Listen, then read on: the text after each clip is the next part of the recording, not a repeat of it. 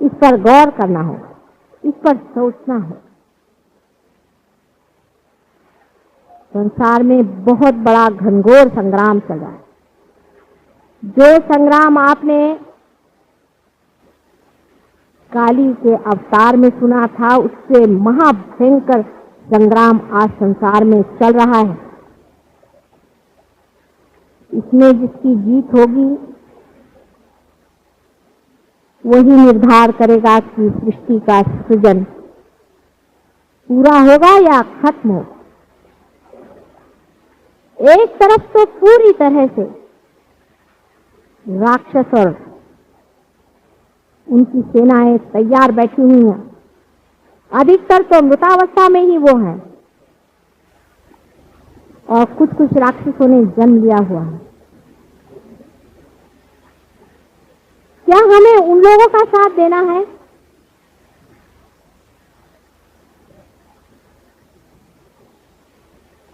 या हमें सत्य युग को इस संसार में लाना है? बहुत से लोग मुझसे कहते हैं इस देश की गरीबी कैसे दूर होगी? आपके बकवास से दूर होगी क्या? वियतनाम का युद्ध कैसे बंद होगा? आपकी चिंता से बंद होगा क्या? नहीं होगा ना। ये तो इसलिए आप बातचीत कर रहे हैं कि आप असलियत से अपना मन हटाओ। जो युद्ध वियतनाम में है वो आपके अंदर भी हो रहा है। जो अमीरी गरीबी की बातचीत है वो आपके अंदर भी हो रही है। आप अगर अमीर होना चाहें तो अपने अंदर हो सकते हैं, और गरीब दरिद्र होना चाहें तो अपने अंदर हो सकते हैं। जिस देश की आत्मा ही दरिद्री हो जाए वो देश अमीर कैसे हो सकता है?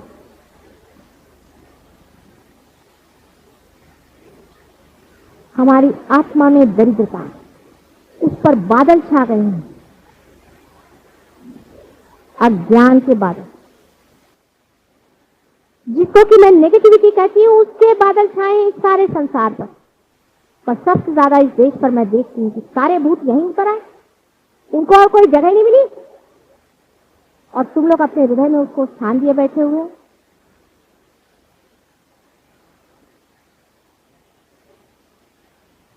मन की दरिद्रता दूर हुए बगैर सारा सुहावना समय भी बेकार जाता है। ऐसे ऐसे राक्षसों को आपने हृदय में स्थान दिया है इस देश में कि राक्षसों का नाश कर भी नहीं सकते, क्योंकि उनके सारे निशाचर आपके अंदर घुसे पड़े हुए हैं। उनका अगर नाश करें तो उनके निशाचर आपको फाड़ खा जाए। जिस दिन आप लोग उनको निकाल फेंकेंगे उसी दिन सबका ठिकाना हो जाएगा अपने आप। लेकिन पहली बात तय कर लें कि हमें परम तत्व को पूरी तरह से, पूरी सच्चाई के साथ जानना है। इससे बढ़ के संसार में कोई धन संपत्ति नहीं। परम धन वही है, सारे परम आनंद की उपलब्धि उसी में ही है। उसको पहले पा लीजिए। अपने मन को इधर से उधर करने की कोई जरूरत नहीं, बेकार की बातें लेकर के इस देश की गरीबी कैसे दूर होगी। तो आप प्राइम मिनिस्टर ऑफ इंडिया हैं जो आप सब चीज का ठेका लिए बैठे हैं।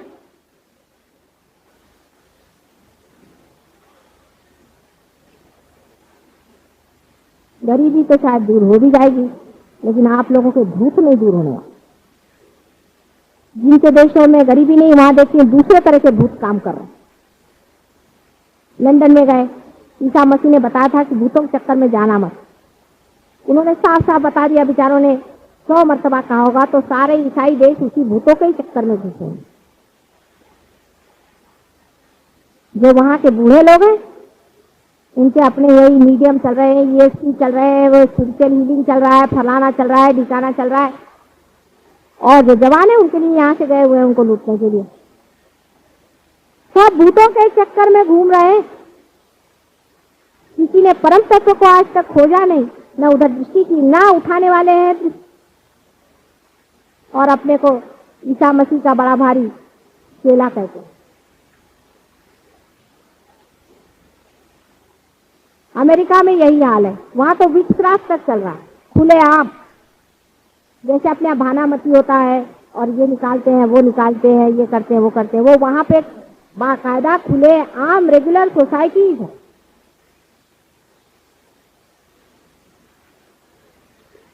अपने यहाँ उसका नाम धार्मिक और भगवान बन के लोग करते हैं।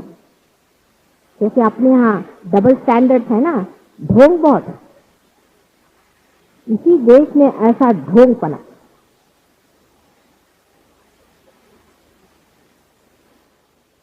हम लोगों को ढोंग को तो चाक करना आता नहीं, सत्य को क्या करें। ऐसा ढोंग इन लोगों ने रचा हुआ है, इन भोंदुओं के पीछे में आप लोग आंख मूंद करके भागे चले जा रहे। हो सकता है कि आप मोड़ लें अपने को पूरी। आज संसार के रंगमंच पे आप ही लोग बैठे हुए हैं। आपको आश्चर्य होगा कि आप बड़े चुने हुए लोग, बड़े ही चुने हुए लोग हैं, जिसलिए आप पार हैं। कितने लोगों के हाथ से वाइब्रेशन आते हैं संसार में, जरा जाके देखिए तो। बड़े बड़े लोग मैंने देख लिए, बड़े स्वामी और साधु और फलाने और ढिकाने। ऐसे कौन बड़े भाड़ी लगे हुए हैं दुनिया में, तो मैं देख लूं जाकर के कि जिनके अंदर से वाइब्रेशन आते। सब ढोंगी लोग हैं, भोंदू लोग हैं, और आप लोगों के हाथ से वाइब्रेशन आ रहे हैं, जिसका वर्णन बड़े बड़े महात्माओं ने बड़ी ऊंची दशा में जब मनुष्य पहुंचता है तब मिलता है इस तरह से। लेकिन आप कर्तृत्व सीखिए, कुछ करके दिखाना है, ये बात है। मैं देखती हूँ, मुझे बड़ा आश्चर्य लगता है और पतन हो जाता है। चालाकी कर, चालाकी से धर्म कभी नहीं अंदर खड़ा हो सकता। और मेरे साथ चालाकी, सारी चालाकी आई कहां से? मेरे ही पेट से आई है। उससे चालाकी करते हैं, मेरे सामने बड़े साधु महात्मा बन के बैठते हैं। उस चालाकी को त्याग। ये जो कुछ वाइब्रेशंस है, ये तुम्हारे अंदर का थोड़ा बहुत जो भोलापन है वही बह रहा है। ये जो थोड़ा सा तुम्हारे अंदर भोलापन आया है तुम्हारी माँ से, वही बह रहा है भोलेपन में। भोले आदमी को कोई ठग नहीं सकता, ये सत्य। और ठगेगा तो भी ऐसा नाटक बनेगा कि ठगने वाला ही ठग जाएगा। रावण के चक्कर में अगर सीता जी फंस गई थी, उनके भोलेपन का एक दर्शन है। लेकिन मजाल नहीं कि उनका वो हाथ पकड़ सके या उनसे कोई बदतमीजी कर सके। भोलेपन की तेजस्विता कहाँ और रावण की चालाकी कहाँ? एक साधारण स्त्री अबला, उसके ऊपर किसी भी तरह का वो हमला नहीं कर सकता। और जब तक सीता जी को अपने सर पे उठा रखा, उसे अपनी साक्षात मां याद आती। उसका सारा बड़प्पन एक छोटे बच्चों जैसा होगा। सत्य अनुसया की कहानी आपने सुनी है ना? ऐसा ही श्री रावण जी का हाल था। इसलिए अपने भोलेपन को न त्यागे, अपने भोलेपन में, सादगी में, सहज योग में उतरिए। वही आपको अत्यंत कर्तृत्व शक्ति दे। आप ही लोग स्टेज पर है, कोई और आता ही नहीं। और कोई आ जाए मेरा बेटा तो मैं आपको दिखा दूं करिश्मे, लेकिन कोई आता ही नहीं, कहता इन्हीं को चलने दो। क्योंकि आजकल सोशलिस्टिक पैटर्न चला है ना, सामान्य जनता से ही असामान्य काम करना है, सामान्य लोगों से ही असामान्य करके दिखाना है। इसीलिए ऐसे कोई आते नहीं, और आते तो जंगल में जाके बैठते हैं।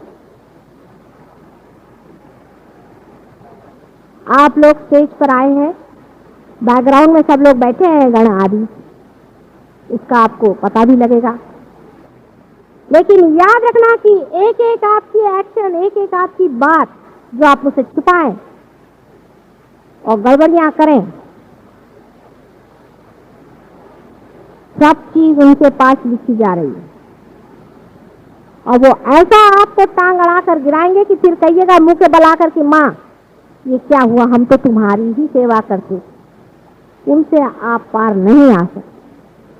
इसलिए मैं बार बार आपसे बता रही हूँ कि बच के रहना। सहज योग में बहुत ही भोलापन चाहिए, और जो आप में भोला होगा उसके साथ सारे की सारे सेवा में खड़े, उसके चरणों में पड़ने के लिए तैयार है। किसी भी चालाकी में घुसने का प्रयत्न न करें। फिर आप बचे हुए हैं, फिर आप प्रोटेक्टेड हैं, फिर आप मेरे कवच में हैं। चालाकी से बचते।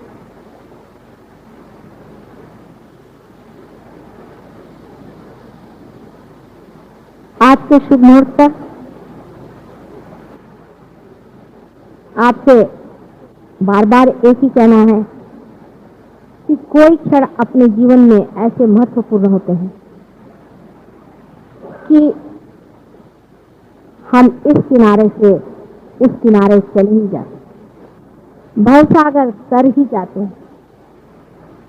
लेकिन भवसागर की थपेड़े खाने के बाद जब किनारे पे पहुंच गए तो नए उम्मीद से उठने की बहुत जरूरत है, नहीं तो भवसागर पार करने का भी कुछ फायदा ही नहीं है। आप लोगों को जो भी अनुभव साक्षात्कार के आए, वो किनारे पर जब बिल्कुल ही बेकार हो जाते हैं, तब मेरी समझ नहीं आता कि अब इनको कौन सा इंजेक्शन दूं कि उठ खड़े हो जाओ। हर एक को आज प्रतिज्ञा करनी चाहिए, जो लोग पार हैं, कि हमारे हाथों से बहुतों के हृदय में दीप चले, और जो आनंद हमने उठाया है वही हम सबको बांटे। इसकी प्रतिज्ञा आप सबको करनी चाहिए। इसके लिए हम क्या कर रहे हैं, हम इसके लिए क्या प्रयत्नशील हैं। इससे शिष्य तो कभी भी किसी भी गुरु से नहीं होंगे जिसमें मेरे बच्चे हैं, और शिष्य से भी कहीं अधिक बच्चे अपने होते हैं। लेकिन कलयुग का मामला और माँ का हिसाब किताब जोड़ ले, इसे बहुत बचने की जरूरत। माँ की स्थापना कलयुग में बड़ी मुश्किल से होती है, अगर हो जाए तो ऐसा आदमी परम शक्तिशाली हो सकता है। दूसरों से लड़ने में अपनी शक्ति व्यक्त न करें, आपस में लड़ाई झगड़ा लगाने में अपनी शक्ति व्यक्त न करें, दूसरों की ओर देख करके अपनी शक्ति नष्ट न करें, लेकिन अपने से लड़िए, खुद से लड़िए, अपनी ओर देखें, अपनी ओर नजर करें, और अपने से पूछो कि क्यों मैं इतना निर्बल हो रहा हूं, क्या बात है, क्यों, आखिर क्या, कौन सी ऐसी बात है जो हमने आपको दी नहीं, कौन सी ऐसी बात है जो हमने आपको समझाई नहीं। आपने कहा हमें शरीर ठीक दो, भाई शरीर ठीक दे दिया। किसी ने कहा हमारे बाल सफेद कर दो, उनके बाल सफेद कर दिए। किसी ने कहा हमारे काले कर दो, उसके बाल काले कर दे। किसी ने कहा बेटा दे दो, उनको बेटा दे दिया। किसी ने कुछ मांगा वो दे दिया। किसी ने कहा माँ इसका सारा ज्ञान बताओ, सारा गोप से गोपनीय ज्ञान बनाने के बैठे। किसी ने कहा माँ हमें ये चीज दे दो, वो चीज, सब देने के बाद भी अगर ऐसा ही निठल्लापन है तो फिर क्या किया जाए भाई, देकर हम लेने वाले तो नहीं है, लेकिन आपको और कुछ अगर पाना ही है उतना होगा, बगैर उठे काम नहीं होगा। आज के दिन जरूर सबको अपने मन ही मन प्रतिज्ञा करनी है। छोटी छोटी चीजों में मैं देखती हूँ कि मनुष्य घबरा जाता है। जैसे एक साहब को मैंने कहा यहाँ बैठी, दूसरे से कहा वहां बैठी, फिसल गए। एक को मैंने चिट्ठी लिखी, दूसरे को नहीं लिखी, फिसल गए। कोई साहब थे, उनको मंत्र गाने को कहा, दूसरे को इसको कहा, इस पर फिसल। ये क्या है?